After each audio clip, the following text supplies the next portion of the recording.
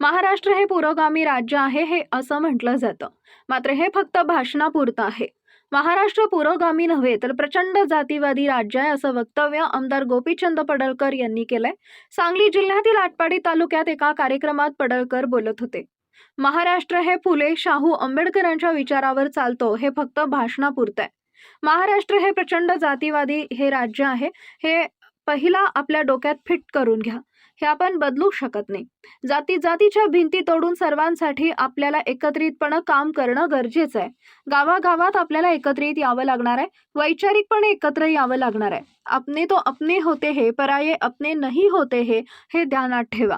सारखी परीक्षा बघू नका, माझे हात जोडून विनंती आहे, माझं ऐका, असंही गोपीचंद पडळकर यांनी यावेळी सांगितलंय। बघा, लोक म्हणते तो महाराष्ट्र पुरोगामी राज्य आहे, हे थोतांड आहे सगळं, हे भाषणात सांगायपुरतं आहे। महाराष्ट्र हे फुले शाहू आंबेडकरांच्या विचारावरती चालतो हे फक्त भाषणापुरतं आहे। प्रचंड जातीवादी हे राज्य आहे, हे पहिलं डोक्यात फिट करून ठेवा। हे आपण बदलू शकत नाही, आपल्याला काम करायचं आहे।